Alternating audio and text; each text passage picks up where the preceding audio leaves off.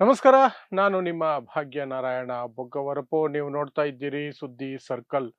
ಬಜರಂಗ ದಳ ಅನ್ನುವಂತಹ ಪುಂಡರ ಗುಂಪಿನ ಅಟ್ಟಹಾಸ ಕ್ರೌರ್ಯ ಅಲ್ಲಲ್ಲಿ ಆಗಾಗ ನಡೀತಾನೆ ಇರುತ್ತೆ. ಇದು ಇತ್ತೀಚಿನ ದಿನಗಳಲ್ಲಿ ದೊಡ್ಡ ಮಟ್ಟಕ್ಕೆ ಏರಿಕೆಯಾಗಿದೆ. ಕಾರಣ ಬಿಜೆಪಿ ಸರ್ಕಾರಗಳು ಮತ್ತು ಹೇಡಿತನವನ್ನು ಪ್ರದರ್ಶನ ಮಾಡುವಂತಹ ಬಿಜೆಪಿಯೇತರ ಸರ್ಕಾರಗಳು.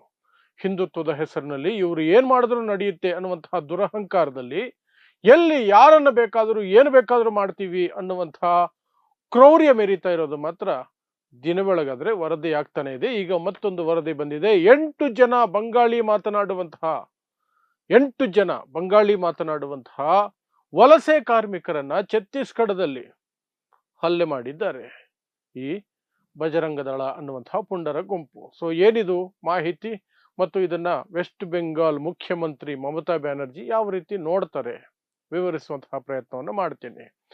ಛತ್ತೀಸ್ಗಢದಲ್ಲಿ ಸೂರಜ್ಪುರ್ ಅನ್ನುವಂತಹ ಒಂದು ಊರು, ಅಲ್ಲಿ ಕೆಲಸದ ಮೇಲೆ ಹೋಗಿದ್ದಂತಹ ಅಂದ್ರೆ ವಲಸೆ ಕಾರ್ಮಿಕರಾಗಿ ಹೋಗಿದ್ದಂತಹ ಸುಮಾರು 8 ಜನ ಬಂಗಾಳಿ ಮಾತನಾಡುವ ಮುಸ್ಲಿಮರು ವೆಸ್ಟ್ ಬೆಂಗಾಲ್ನ ಪುರುಲಿಯಾ ಅನ್ನುವಂತಹ ಪ್ರದೇಶದಿಂದ ಹೋಗಿದ್ರು. ಅವರು ಬೆಂಗಾಳಿ ಮಾತನಾಡುವ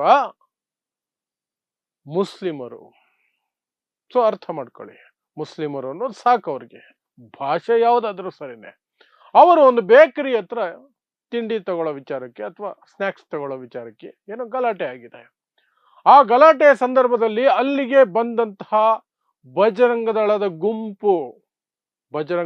ಗುಂಪು ಅವಕಾಶ ಸಿಕ್ತಲ್ಲ, ನೋಡಿದ್ರು ಬಂಗಾಳಿಯಲ್ಲಿ ಮಾತಾಡ್ತವ್ರೆ. ಮೊದಲನೇದು, ಯಾಕೆಂದ್ರೆ ಬಂಗಾಳದಲ್ಲಿ ಯಾವತ್ತೂ ಬಿಜೆಪಿಗೆ ಅಧಿಕಾರ ಕೊಟ್ಟಿಲ್ಲ.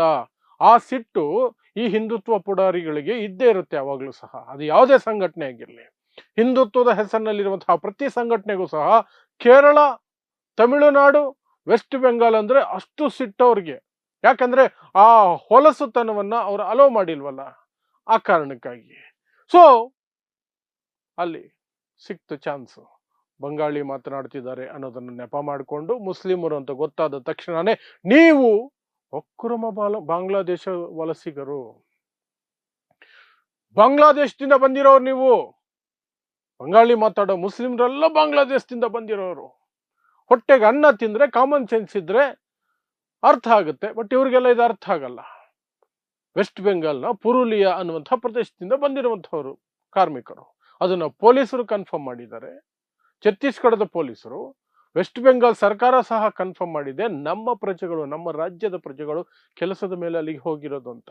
ಬಟ್ ಇಲ್ಲ, ಈ ಪುಡಾರಿಗಳು ಅವ್ರ ಮೇಲೆ ಎರಗ್ತಾರೆ, ಹಲ್ಲೆ ಮಾಡ್ತಾರೆ, ಕೈಕಾಲು ಮುರಿತಾರೆ. ಒಂದಷ್ಟು ಜನ ಆಸ್ಪತ್ರೆ ಸೇರೋಂಗ್ ಮಾಡ್ತಾರೆ. ಸೊ ಈ ಹಿನ್ನೆಲೆಯಲ್ಲಿ ಈಗ ಛತ್ತೀಸ್ಗಢ ಮತ್ತು ವೆಸ್ಟ್ ಬೆಂಗಾಲ್ ನಡುವೆ ಒಂದಷ್ಟು ಮಾತಿನ ಚಕಮಕಿ ನಡೀತಾ ಇದೆ. ವೆಸ್ಟ್ ಬೆಂಗಾಲ್ ಮುಖ್ಯಮಂತ್ರಿ ಮಮತಾ ಬ್ಯಾನರ್ಜಿ ಕಳೆದ 6 ತಿಂಗಳ ಹಿಂದೆನೇ ಒಂದು ಕರೆ ಕೊಟ್ಟಿದ್ರು.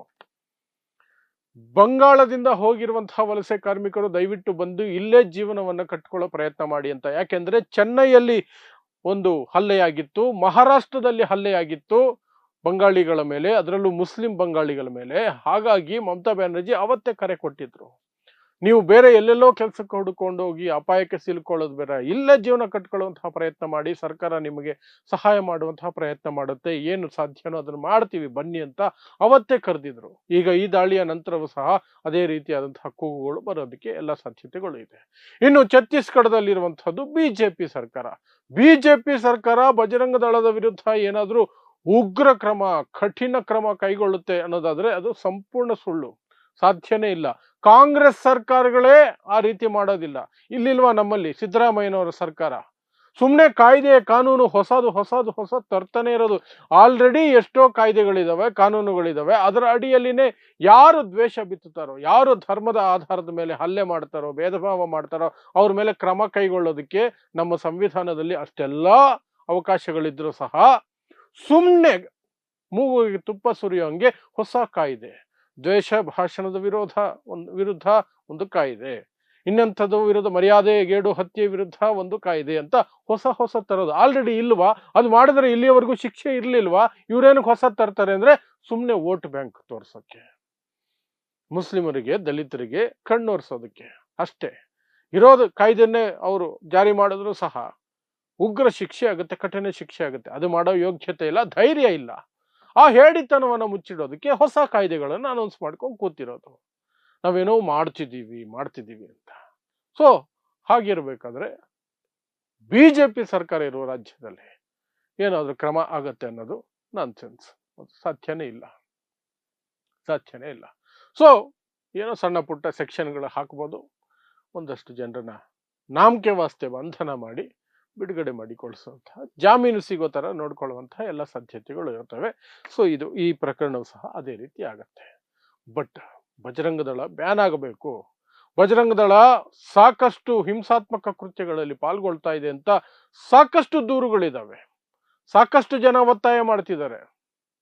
ಆದರೆ ಆ ಒತ್ತಾಯ ಮಾಡ್ತಿರುವವರು ಯಾರೂ ಸಹ ಒಂದು ಪ್ರಶ್ನೆಗೆ ಉತ್ತರ ಕೊಡೋದಕ್ಕೆ ಸಾಧ್ಯ ಆಗ್ತಿಲ್ಲ. ನೀವು ಕೇಂದ್ರ ಸರ್ಕಾರ ಬ್ಯಾನ್ ಮಾಡೋದು ಬಿಡಿ, ಬಿಜೆಪಿಯೇತರ ಸರ್ಕಾರ ಇರುವಂತಹ ರಾಜ್ಯದಿಂದ ಒಂದು ಪ್ರಸ್ತಾವನೆಯನ್ನ ಕೇಂದ್ರ ಸರ್ಕಾರಕ್ಕೆ ಕಳಿಸಿಕೊಡುವಂತೆ ಮಾಡುವ ಶಕ್ತಿನೂ ಹೊಂದಿಲ್ವಲ್ಲ. ನಿಮ್ಮ ಕೂಗಿಗೆ ಅಷ್ಟು ಬೆಲೆನೂ ಇಲ್ವಲ್ಲ. ಸುಮ್ಮನೆ ಯಾಕೆ ಕೂಗ್ತೀರಿ? ಸುಮ್ಮನೆ ಕೂಗೋದು. ಕಾಂಗ್ರೆಸ್ ಸರ್ಕಾರ, ಆಮ್ ಆದ್ಮಿ ಪಕ್ಷ ಸರ್ಕಾರ, ಟಿಎಂಸಿ ಸರ್ಕಾರ, ತಮಿಳುನಾಡಿನಲ್ಲಿ ಡಿಎಂಕೆ ಸರ್ಕಾರ, ಕಮ್ಯುನಿಸ್ಟ್ ಸರ್ಕಾರ ಕೇರಳದಲ್ಲಿ, ಇವರಾದ್ರೂ ಯಾರಾದ್ರೂ ಒಬ್ಬರಾದ್ರೂ ಪ್ರಸ್ತಾವನೆಯನ್ನು ಕಳಿಸಿದಾರ ಸೆಂಟ್ರಲ್ ಗವರ್ನಮೆಂಟ್ಗೆ? ಈ ಒಂದು ಗುಂಪೇನಿದೆ ಇದು ಹಿಂಸೆಯಲ್ಲಿ ಪಾಲ್ಗೊಳ್ತಾ ಇದೆ, ಹಿಂಸಾತ್ಮಕ ಕೃತ್ಯಗಳನ್ನು ಮಾಡ್ತಿದೆ, ಧರ್ಮದ ಆಧಾರದ ಮೇಲೆ ಜನರಲ್ಲಿ ದ್ವೇಷ ಬಿತ್ತಾ ಇದೆ, ಹಿಂಸೆ ನಡೆಸ್ತಾ ಇದೆ, ಇದನ್ನ ಬ್ಯಾನ್ ಮಾಡಿ ನಮ್ಮ ಕಡೆಯಿಂದ ನಾವು ಕಳಿಸ್ತಿದ್ದೀವಿ ಅಂತ ಒಂದು ಡೋಸಿಯರ್ ಕಳಿಸ್ಬೇಕಾಗತ್ತೆ. ಪಟ್ಟಿ ಮಾಡಿ ಅವರಿಂದ ಆಗಿರುವಂತಹ ಎಲ್ಲ ಹಿಂಸಾತ್ಮಕ ಕೃತ್ಯಗಳನ್ನ ಪಟ್ಟಿ ಮಾಡಿ ಕೇಂದ್ರಕ್ಕೆ ಕಳಿಸ್ಕೊಟ್ಟು ಆಮೇಲೆ ಬೇಕಾದ್ರೆ ಮಾತಾಡಬಹುದು. ನಾವು ಕಳಿಸ್ಕೊಟ್ಟಿದ್ವಿ ಕೇಂದ್ರ ಸರ್ಕಾರ ಬಜರಂಗ ದಳನ ಕಾಪಾಡ್ತಿದೆ ಅಂತ. ಬಟ್ ಇವರೇ ಮಾಡ್ತಿಲ್ವಲ್ಲ. ಸೊ ಈ ಹೋರಾಟಗಾರರು ಮಾಡ್ತಿರುವಂತಹ ಕೂಗು ಸಹ ಅದು ಫಸ್ಟ್ ಅವರು ಬಿಜೆಪಿಯೇತರ ಸರ್ಕಾರ ಇದೆಯಲ್ಲ, ಇಲ್ಲಿನ ಕರ್ನಾಟಕದಲ್ಲಿರುವ ಕಾಂಗ್ರೆಸ್ ಸರ್ಕಾರ ಇದೆಯಲ್ಲ, ಇದರ ವಿರುದ್ಧ ಹೋರಾಡಬೇಕು. ಬಜರಂಗ ದಳದ ವಿರುದ್ಧ ಕಳಿಸ್ಕೊಡ್ರಿ ಪ್ರಸ್ತಾವನೆ ಅಂತ. ಅದೇ ರೀತಿ ಆಮ್ ಆದ್ಮಿ ಪಕ್ಷ ಆಗಿರ್ಬೋದು, ಬೇರೆ ಎಲ್ಲ ಬಿಜೆಪಿಯೇತರ ಎಲ್ಲ ಸರ್ಕಾರಗಳು ಸಹ ಅದಕ್ಕೆ ಕೈ ಜೋಡಿಸಿದ್ರೆ ಮಾತ್ರ ಸಾಧ್ಯ ಆಗೋದು. ಅದಿಲ್ಲದೆ ಹೋದ್ರೆ ಈ ಬಜರಂಗ ದಳ ಅನ್ನುವಂತಹ ಪುಂಡರ ಗುಂಪು ಇಂತಹ ಕೃತ್ಯಗಳನ್ನು ಮಾಡ್ತಾನೆ ಇರುತ್ತೆ. ಯಾಕೆಂದ್ರೆ ಅವ್ರಿಗೆ ಬೇರೆ ಕೆಲಸ ಇಲ್ಲ. ಮೋದಿ ಅವರಿಗೆ ಉದ್ಯೋಗ ಕೊಟ್ಟಿಲ್ಲ. ದಿನ ಬೆಳಗಾದ್ರೆ ಬೀಡಿ ಸಿಗರೇಟ್ ಕಾಸ್ಬೇಕು, ಗುಟ್ಕಾ ಇನ್ಯಾವುದಕ್ಕೋ ಕಾಸ್ಬೇಕು, ಅದಕ್ಕೆ ದುಡ್ಡು ಬೇಕು ಅಂದ್ರೆ ಇವ್ರಿಗೂ ಉಳಿದಿರೋದು ಒಂದೇ ಮಾರ್ಗ, ಈ ರೀತಿ ಹಿಂಸಾತ್ಮಕ ಕೃತ್ಯಗಳನ್ನ ಮಾಡಿಕೊಂಡು ಬೀಡಿ ಸಿಗರೇಟ್ ಸಂಪಾದನೆ ಮಾಡ್ಕೊಂಡಿರಬೇಕು. ಆ ಮೂಲಕ ಒಂದಷ್ಟು ಸ್ಥಳೀಯ ರಾಜಕಾರಣಿಗಳು, ಬಿಜೆಪಿ ರಾಜಕಾರಣಿಗಳು ಅವ್ರ ಸಪೋರ್ಟ್ಗೆ ನಿಂತಿರ್ತಾರೆ, ಅವರಿಗೆ ಒಂದಷ್ಟು ಖರ್ಚಿಗೆ ಕಾಸು ಕೊಡ್ತಿರ್ತಾರೆ, ಅಷ್ಟೇ, ಇನ್ನೇನಿಲ್ಲ. ಸೊ ಇದಿಷ್ಟು ಛತ್ತೀಸ್ಗಢದಲ್ಲಿ 8 ಜನ ಬಂಗಾಳಿ ಮಾತನಾಡುವಂತಹ ಮುಸ್ಲಿಮರ ಮೇಲೆ ಬಜರಂಗ ದಳ ಅನ್ನುವಂತಹ ಗುಂಪು ದಾಳಿ ಮಾಡಿದ್ದರ ಹಿನ್ನೆಲೆಯಲ್ಲಿ ನಿಮಗೆ ಹೇಳಬಹುದಾದಂತಹ ವಿಚಾರಗಳು. ಸೊ ಇಂತಹದೇ ವಿಶೇಷ ಸುದ್ದಿಗಳಿಗಾಗಿ ನೋಡ್ತಾ ಇರಿ ಸುದ್ದಿ ಸರ್ಕಲ್. ನಾನು ನಿಮ್ಮ ಭಾಗ್ಯನಾರಾಯಣ ಬೊಗವರಪೋ.